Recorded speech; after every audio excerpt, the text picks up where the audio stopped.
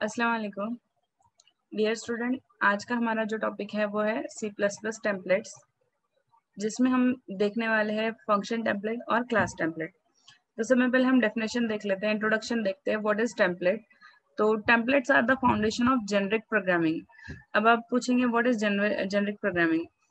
तो generic programming में हम बहुत सारे जो तो कंटेनर क्लासेस यूज करते हैं, जिसके अंदर हम हमारा डेटा स्टोर कर पाते हैं, like vector, like Q, like link list etcetera, dependence of any particular type.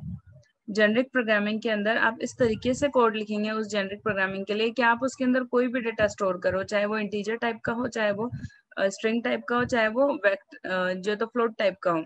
वो कोड आप एक ही बार करेंगे, लेकिन ऑटोमेटिकली वो हर टाइप का डेटा उसमें स्टोर करना चाहिए। तो टेम्पलेट इज अ ब्लूप्रिंट और formula for creating generic class और फंक्शन, कि आप इस तरीके की क्लास और फंक्शन बना सकते हैं, और उसी के लिए जो तो हमारा template as a formula work करता है, एज अ ब्लूप्रिंट वर्क करता है। तो हम देख लेंगे क्या क्या होता है इसमें। The library containers like iterators and algorithms are example of generic programming.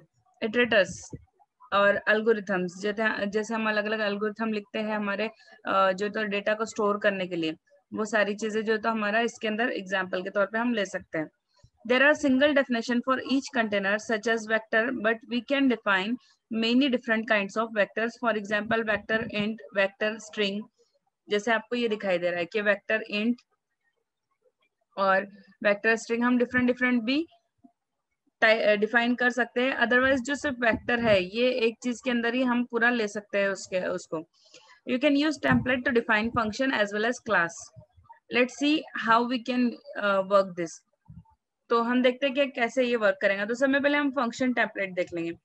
अब फंक्शन टेम्पलेट में से आप एक फंक्शन का ऐसा टेम्पलेट बना रहे हो जो कि आपको, आप उसमें कोई भी वैल्यू डाले वो आपको बराबर वर्क करके देगा। जैसे आप एग्जांपल देख लें, general form of template function definition is shown here, कि यहाँ पर बताई जा रही है उसकी डेफिनेशन। सबसे पहले आप कीवर्ड लिखेंगे टेम्पलेट, और एंगुलर ब्रैकेट्स के अंदर क्लास का टाइप डिफाइन करेंगे। जैसे आप इंटीजर के लिए लिख रहे हो, या फ्लोट के लिए लिख रहे हो, या स्ट्रिंग के लिए लिख रहे हो, तो यहाँ पर वो टाइप डिफाइन हो जाएंगी। देन आप जो टाइप अपने यहाँ डिफाइन की उसी को आप यहाँ पर रीयूज करेंगे। लाइक मैंने इंटीजर के लिए किया तो इंटीजर यहाँ पर दोबारा, और फिर फंक्शन का नाम, जैसे मैं एग्जांपल लूंगी मैक्स फंक्शन, जो कि मेरे 2 नंबर्स के अंदर से मैक्स वैल्यू मुझे निकाल कर देगा, तो मैं यहाँ फंक्शन नेम में मैक्स डाल सकती हूँ। एंड देन पैरामीटर लिस्ट, मतलब उसमें कितने पैरामीटर्स हो सकते हैं, क्योंकि मुझे मैक्स मालूम करना है तो मिनिमम 2 पैरामीटर्स मुझे होना चाहिए कि उनका कंपैरिजन मैं कर सकूं कि ये बड़ा है ये छोटा है। तो वो लिस्ट हम यहाँ पर देंगे पैरामीटर लिस्ट के अंदर। उसके बाद में अपनी फंक्शन की बॉडी आप देंगे और उसको क्लोज कर देंगे। हमने लिया यहाँ पर hash include iostream dot H, hash include conio dot H, hash include string. हमने स्ट्रिंग का यूज करने वाले हैं, इसलिए हम स्ट्रिंग की हेडर फाइल यहाँ पर यूज कर रहे हैं। उसके बाद में आपने टेम्पलेट कीवर्ड लिखा टाइप नेम। अब टाइप नेम आपने बाय डिफॉल्ट टी डिफाइन कर दी, क्योंकि टी जो है हम टेम्पलेट बना रहे हैं तो उसके लिए हमने टी यहाँ पर डिफाइन किया। टी के अंदर अगर हमने इंटीजर वैल्यू स्टोर की तो ऑटोमेटिकली उसको ले लेगा। इस टी के अंदर अगर हमने फ्लोटिंग टाइप वैल्यू स्टोर की तो ऑटोमेटिकली उसको ले लेगा। उसके बाद अगर मैंने उसके अंदर कैरेक्टर वैल्यू लिया लाइक स्ट्रिंग, तो वो उसको ले लेगा। ठीक है, तो यहाँ पर आप लिखेंगे inline T constant and max, sorry यहाँ पर एंड जो तो इधर आना चाहिए, कांस्टेंट एंड, कांस्टेंट और एंड के बीच में गैप आना चाहिए, और ये जो एंड पर्सन है तो ये मैक्स के साथ आना चाहिए।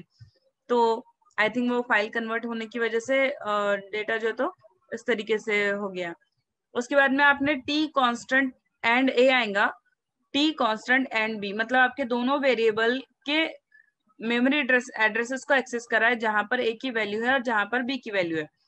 रिटर्न करेगा ए इज लेस देन बी, अगर ये कंडीशन ट्रू होती है तो आप बी को जो तो मैक्स में रिटर्न कर देंगे। अदरवाइज अगर ये कंडीशन फॉल होती है तो आप कोलन के बाद वाली वैल्यू मतलब ए को रिटर्न करेंगे। और इस तरीके से आपने ये फंक्शन डिफाइन कर दिया, टेम्पलेट फंक्शन। टेम्पलेट आप डिफाइन कर रहे हो फंक्शन टेम्पलेट, तो आपने वहां टेम्पलेट कीवर्ड यूज किया। उसके बाद में टाइप नेम में आपने टी डिफाइन किया। मैंने टी क्यों लिया वहां पे, टी इसलिए लिया ताकि मैं अगर रन टाइम पे कस्टमर या यूजर या क्लाइंट अगर आपका इंटीजर वैल्यू डालता है तो वो टी उसको एक्सेप्ट कर लेगा, अगर वो फ्लोट वैल्यू डालता है तो भी एक्सेप्ट कर लेगा, और अगर वो स्ट्रिंग वैल्यू डालता है तो भी उसने एक्सेप्ट करना चाहिए, इसलिए हम उसको वहां पर टी डिफाइन कर रहे हैं। कि वो एनी वैल्यू, जो भी वैल्यू उसके अंदर आएंगी डेटा टाइप की, वो उसको एक्सेप्ट कर लेगा। अब आप देखिए यहाँ पर आपने फंक्शन स्टार्ट किया इन लाइन। इस फंक्शन के अंदर आप यहाँ पर फंक्शन की टाइप दे रहे हो टी, कांस्टेंट, यहाँ पर स्पेस आएगा एंड और कांस्टेंट के बीच में, यहाँ पर स्पेस आएगा एंड मैक्स आना चाहिए। आई थिंक वो मैंने वर्ड से पीडीएफ कन्वर्ट किया तो इसके लिए शायद वो मतलब ये प्रॉब्लम हो गई उसमें। उसके बाद में यहाँ पर देखिए टी कांस्टेंट एंड ए आएगा ये, उसके बाद में टी कांस्टेंट एंड बी, मतलब यहाँ पर हमने दो वेरिएबल्स पास किए, इवन वेरिएबल के एड्रेसेस पास किए कि जिस मेमोरी एड्रेस पे ये ए और बी स्टोर है वो लोकेशन वो यूज करेगा, और उनकी लोकेशंस के जरिए उनको कंपेयर करवाएगा कि लोकेशन ए पर जो वैल्यू है वो बड़ी है क्या जो लोकेशन बी की वैल्यू है उससे, और अगर ये कंडीशन ट्रू फॉल्स होती है तो फिर आप उसके हिसाब से आपको रिजल्ट मिल जाएगा।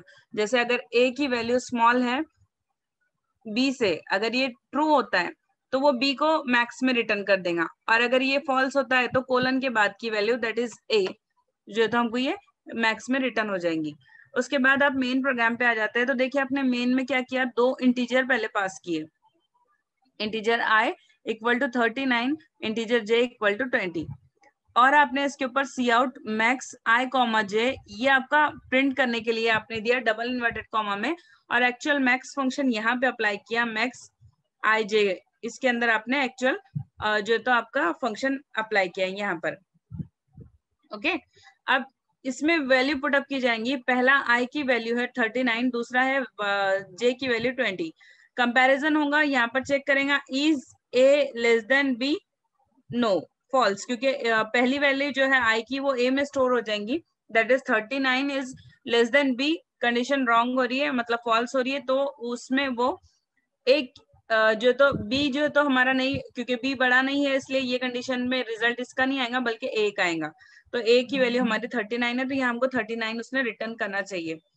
सेकेंड, आपने दो वेरिएबल डिफाइन किए f1 एंड f2 जो कि फ्लोट टाइप के हैं, और इन दोनों के अंदर आपने 13.5 एंड 20.7 ये वैल्यू दिया। आपने सी आउट में यहाँ पर मैक्स करवाया f1 f2, और उसके बाद में आपने मैक्स अप्लाई किया f1 f2 पे, तो जब आप मैक्स अप्लाई करेंगे तो वो कंपेयर करेगा 13.5 is less than 20.0, yes it is right, then वो b की वैल्यू दैट इज 20.0 जो है तो उसको मैक्स में रिटर्न करेगा। हम चेक करेंगे नीचे हमको क्या रिजल्ट मिलता है। उसके बाद यहाँ पर आ जाते हैं S1 और S2, स्ट्रिंग में उन्होंने पास किया स्ट्रिंग S1 स्ट्रिंग S2, तो यहाँ पर देखिए यहाँ पर हेलो HELLO हेलो इस तरीके से लिया हुआ है, मतलब ये 5 डिजिट्स हो रहे हैं। यहाँ पर एक आई थिंक यहाँ पर एक L कम होना चाहिए था, तब कंपैरिजन में वो इजीली दे सकता था, क्योंकि दोनों के हमारे 5 हो जा रहे हैं। फिर भी चलो देखते हैं, स्ट्रिंग S2 में हमने वर्ड डाला और अब हम मैक्स अप्लाई कर रहे हैं, सी आउट मैक्स S1 S2, और इसके बाद आप उसको रिप्रेजेंट करवा रहे हो और यहाँ पर मैक्स फंक्शन अप्लाई हो रहा है S1 और S2 पर इस सेक्शन में यहाँ। ओके, तो ये चेक करेगा दोनों में से वैल्यू किसकी बड़ी है, मतलब किस में ज्यादा नंबर ऑफ वर्ड्स है कैरेक्टर्स है, तो वो हमको रिटर्न करेगा, और इसके बाद हम रिटर्न 0 करके हमारा प्रोग्राम क्लोज करेंगे। अब यहाँ देखिए आपने जब आपने कंपाइल किया तो कंपाइल करने के बाद यस मैंने आपको बताई थी कि आपका 39 आना चाहिए पहले में मैक्स, दूसरे में 20.7 आना चाहिए और तीसरे में वर्ड आना चाहिए, क्योंकि यहाँ पर हेलो के एक ही एल को अगर कंसिडर किए तो ठीक है। तो ये था हमारा टेम्पलेट फंक्शन, मतलब आपने फंक्शन एक ही बार डिफाइन किया टेम्पलेट कीवर्ड के साथ, टेम्पलेट कीवर्ड के साथ आपने ये फंक्शन एक ही बार डिफाइन किया, और इसके अंदर जो तो आपने उनके मेमोरी एड्रेसेस यूज करवा के इस तरीके से वेरिएबल को कंपैरिजन करवाया, और आप उसमें किसी भी टाइप का वेरिएबल डाल दो उसने बाय डिफॉल्ट वो चीज कंसिडर की और आपको रिजल्ट सही से दिया। आपको अलग अलग टाइप डिफाइन करके उनके लिए प्रोग्राम लिखने की जरूरत नहीं पड़ी। ओके, तो समझा सबको यहाँ पर? ओके, चलिए हम नेक्स्ट चीज देख लेते हैं यहाँ पे हमारा क्लास टेम्पलेट। तो क्लास टेम्पलेट जैसे हमने फंक्शन टेम्पलेट को डिफाइन किया था वैसे ही क्लास टेम्पलेट को भी हम डिफाइन करते हैं टेम्पलेट कीवर्ड से, और जस्ट यहाँ पे क्लास टाइप देते हैं, क्लास टाइप, और फिर क्लास कीवर्ड लिखेंगे और क्लास का नाम लिख देंगे। जैसे अगर हम देखिए अभी एग्जाम्पल के तौर पे हम लोग देख लेते हैं, स्टैक के लिए अगर हम बना रहे जो कि हमारी जेनरिक प्रोग्रामिंग के अंदर यूज होता है स्टैक के अंदर। तो हम क्या करेंगे, hash include iostream dot H, फिर कोनियो डॉट एच हमारी हेडर फाइल ले रहे हैं, फिर उसके बाद में हमने वेक्टर डॉट एच वाली लिए, फिर सीएसटीडी लिब वाली ले लिए, स्ट्रिंग वाली ले लिए, और एक्सेप्शन वाली ले एसटीडी एक्सेप्ट ये वाली ले लिए। अब हम टेम्पलेट डिफाइन कर रहे हैं, टेम्पलेट क्लास टी।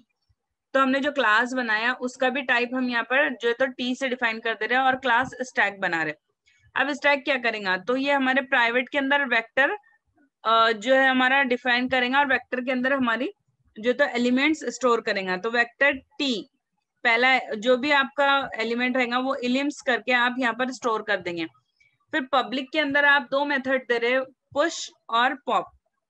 पुश क्यों यूज होता है, तो आपका जो है तो इंसर्ट करने के लिए एलिमेंट आप पुश करते हो, और जो तो आपको अगर रिमूव करना है एलिमेंट तो आप पॉप वाला फंक्शन अप्लाई करते हो। ठीक है, उसके बाद में एक और फंक्शन यूज होगा यहाँ पे टी टॉप। तो ये टॉप क्यों होता है, जैसे मैंने आपको एग्जांपल बताई थी कि आप जो तो अपने एरे के अंदर अगर मैंने दिया साइज 5, तो 5 के अंदर आपने कितने एलिमेंट स्टोर किए। सब में पहली चीज तो ये कि एरे का इंडेक्स हमारा 0 से शुरू होता है। जब मैंने बोला कि इसकी साइज 5 है, मतलब उसके अंदर 5 एलिमेंट तो स्टोर होंगे, लेकिन पहला एलिमेंट इंडेक्स नंबर 0 पे जाएगा, दूसरा जो है तो 1 पे जाएगा, तीसरा जो है तो वो 2 पे जाएगा, चौथा जो है वो 3 पे जाएगा, और पांचवा एलिमेंट जो रहेगा वो इंडेक्स नंबर 4 पर जाएगा। तो अब आपको देखना है कि आपके एरे में कितने एलिमेंट्स हैं। तो उसके लिए आप क्या करेंगे, टॉप देखेंगे, मतलब उस एरे का टॉप मालूम करेंगे ताकि उस सब में टॉप पर कौन सा एलिमेंट है। ये चीज होने के लिए आप टॉप वाला फंक्शन यूज करेंगे ये मालूम करने के लिए। ओके, फिर आप एक और चीज यूज करेंगे, एम्प्टी फंक्शन यूज करेंगे आप, और उसका रिटर्न टाइप बुलियन रहेगा। एम्प्टी फंक्शन की जरूरत क्यों पड़ रही, क्योंकि देखिए पहले अगर आपको चेक करना है, अगर आपको कोई नया एलिमेंट इंस्टॉल सॉरी देखिए ये हम एम्प्टी फंक्शन क्यों यूज कर रहे हैं। तो एम्प्टी फंक्शन में जो तो हम क्या करेंगे, हमको अगर नया एलिमेंट पुश करना है, एक नया एलिमेंट इंसर्ट करना है, तो हमको पहले चेक करना पड़ेगा कि वहां पर स्पेस अवेलेबल है क्या। अगर नहीं है तो आप कैसे इंसर्ट कर पाएंगे, तो वहां पर होना नहीं है इंसर्ट, और अगर है तो ही आप इंसर्ट कर पाएंगे। तो ये जो है तो यस नो टाइप का आपको रिटर्न करेगा, इज ट्रू और फॉल्स। अगर वहां पे एम्प्टी स्पेस है तो हम नया एलिमेंट इंसर्ट कर देंगे, और नहीं है तो नहीं कर पाएंगे। दूसरी और एक कंडीशन के लिए हमको एम्प्टी वाला मेथड ये लगेगा, किस लिए, कि अगर आप डिलीट करने जा रहे हो और आपके एरे के अंदर एलिमेंट्स है ही नहीं, तो डिलीट कहाँ से होंगे। तो वहां पर भी आपको ये फंक्शन यूज होगा जो कि आपको रिटर्न यस नो टाइप का आंसर देगा कि इज एम्प्टी यस। इंसर्ट करने के टाइम पे आप इंसर्ट कर लेंगे, और डिलीट करना रहेगा तो नो हो जाएगा। ठीक है, और उसके बाद में रिटर्न रिटर्न एन के बाद यहाँ पे स्पेस आएगा, इलिम्स डॉट एम्प्टी। अगर है तो एम्प्टी वाला आप रिटर्न कर देंगे। तो इसके साथ ये आपने डिफाइन किया आपका क्लास स्टैक वाला। अब आप देखिए क्लास को कॉल कैसे कर रहे हो आप, टेम्पलेट क्लास टी। अब इसका मेथड जो, क्योंकि हम क्लास के बाहर लिख रहे हैं तो वॉइड स्टैक टी, और ये इसको position operator push T constant and elems. क्या आप एक कांस्टेंट जो तो हमारा टी का जो स्पेस है उसके अंदर जो तो हम एक नया एलिमेंट इंसर्ट कर रहे हैं, और कैसे इंसर्ट कर रहे हैं, इलिम्स डॉट पुश बैक इलिम्स। क्या आप बैक साइड से इंसर्ट करेंगे अगर एम्प्टी है तो। ठीक है, और उसके बाद उसका टॉप आप इंक्रीज कर देंगे बाय 1। उसके बाद आप जो तो टेम्पलेट क्लास जो यूज कर रहे हो उसके अंदर आप क्या कर रहे हो, पॉप अप्लाई कर रहे हो। पॉप अप्लाई कर रहे हो मतलब जो टॉप पर एलिमेंट है वो डिलीट हो जाता है। इसका एग्जाम्पल मैं आपको इस तरीके से देती हूँ कि आपके पास 10 बुक्स है, सपोज 10 बुक्स है, और मैंने पहली बुक रखी, उसके ऊपर दूसरी तीसरी चौथी ऐसे करते हुए मैंने 10 बुक्स रख दिए। तो जब मुझे वो बुक यूज करना है, निकालना है, तो मैं कैसे उठाऊंगी, सब में पहले जो टॉप पर है उसी को उठाऊंगी ना, कि नीचे की बुक निकालूंगी डायरेक्ट। निकाल तो सकता है लेकिन वो सही तरीका नहीं होगा। हमको जब बुक लेना है तो हम हमेशा ऊपर वाली लेते हैं। या फिर जस्ट एग्जांपल ले लो प्लेट्स की, अगर मैंने 10 प्लेट्स एक के ऊपर एक उसको जो तो रखा है, और जब मुझे जरूरत पड़ रही है प्लेट को यूज करने की, तो मैं पहली वाली प्लेट ऊपर की जो टॉप पर है वो उठाऊंगी। तो दैट इज, जब हम पॉप करते हैं मतलब डिलीट करते हैं, तो डिलीट में वो एलिमेंट जो कि सब में टॉप पर है वो पहले डिलीट होता है।